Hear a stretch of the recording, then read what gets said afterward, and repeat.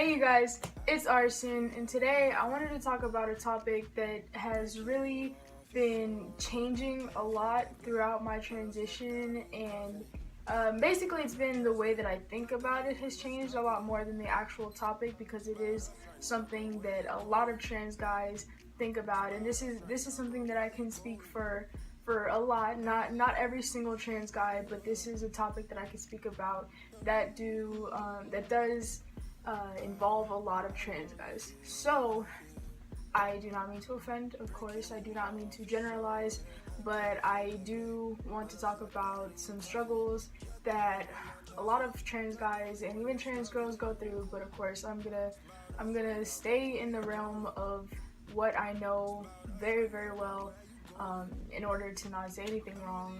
And yes, so something that I've realized a lot throughout my transition is that in the beginning, especially in the beginning, when I didn't have my hair cut, when I wasn't binding, when I didn't have my name picked out, when I had no legal things done, you know, when everything was just very, very brand new, and even when I didn't identify as male and I was a raging lesbian,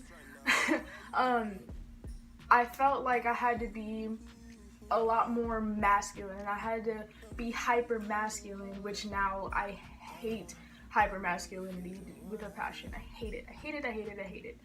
But in the beginning, I really did think that there was something that I had to make up for. So I was just overly masculine.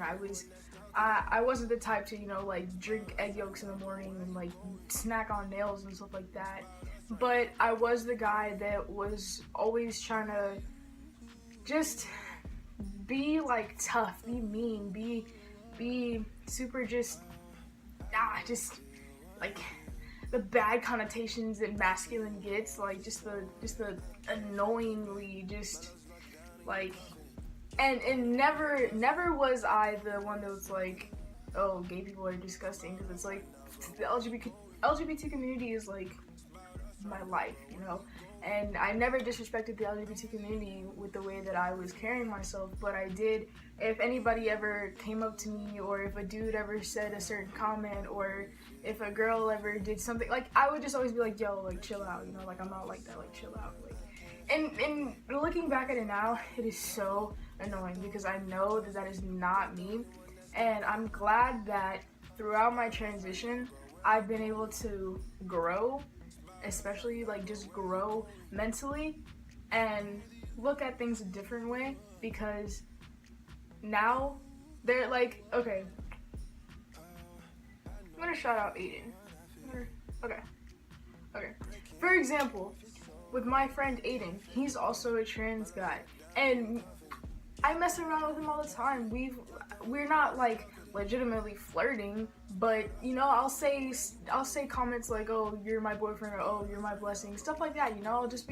I'll be super affectionate with him. And before doing things like that with guys, I would have been like, whoa, everybody's gonna think I'm gay, everybody's gonna think I like guys, and I really don't want them to think that, because I was just so hyper masculine, and I was so just like against guys, like it was just crazy. But now the trans guys, cis guys, anybody, any guy, any girl, I can just be myself now. Like I don't care. I don't think about all this masculinity that I have to project onto people and onto myself and stuff like that. Like there's just so many more things that I can do now. If I wanna sit here and have that whole stereotypical gay guy, little high pitched, you know, just sassy voice, I can do it, and it doesn't mean that I'm gay. It doesn't mean that I'm any less of a guy. You know, like I just feel fabulous at the moment. I just feel happy and just sassy, and that doesn't change who I am at all. If I want to sit here and snap my fingers in a Z formation, I can. That doesn't take away from me being a guy. Before, I didn't have that mentality. Before, I thought that I had to be this big old macho person that always kept their chin held high and didn't let people touch their butt. I mean, I really still don't like it when people touch my butt, but now it'll kind of just be like that, ooh, like, chill, like, stop. And then before, it would be like, what the heck, like, get away, and I would get all defensive, and that's not fun, because I know that that's not the person that I was. I was definitely just trying to put on this front, and no matter how much of a guy I am, I still have my soft side, I still have my sentimental side, and that doesn't make me gay, that doesn't make me less of a guy. I'm still masculine, I'm masculine identified, but you don't have to be masculine 110% of the time. Another thing that I can sort of understand where it plays into masculinity and stuff like that is when there's days where I don't want to bind because I'm kind of okay with my chest. I always have dysphoria. Don't get me wrong. I always have dysphoria, and I'm always waiting for the day that I get top surgery. I don't think, even on testosterone, if my chest does reduce in size at all, and if I were to start working out, you know, I feel like I still wouldn't be okay with not having top surgery. So, yeah. I'm always gonna want top surgery, but there are certain days where I just don't feel like binding, and it's never to go out in public, because that's a different story. But sometimes I'll have really bad days where I'm sitting at home and I'm at home. I'm in my own room. Nobody's looking at me. Nobody's talking to me. It's just my family here, but I still feel the need to bind because I still feel like my chest takes away from all these things.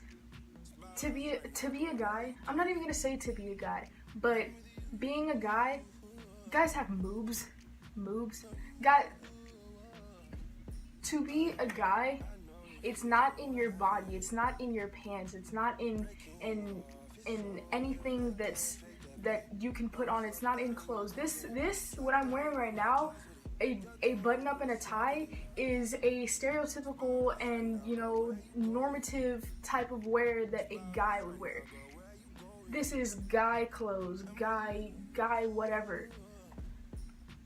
It doesn't mean anything. This is just things that I put on that I like, that make me feel better. If I want to wear a pink shirt one day, I'm gonna wear a pink shirt. If I want to paint my nails one day, which I've never done, which I've never done to make a statement or anything like that, or to, I don't know, just to do it.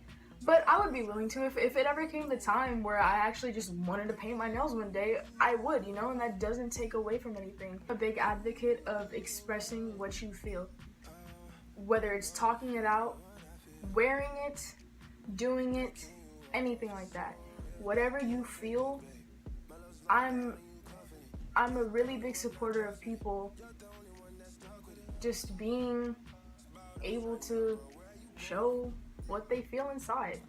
And if one day, me, Arson, the boy that I have fought very hard to be recognized as, if I want to paint my nails, if I want to wear a pink shirt, if I want to wear a dress, if I want to do any of that and go outside and still say that I am a transgender boy, that doesn't take away from the fact that I'm a boy.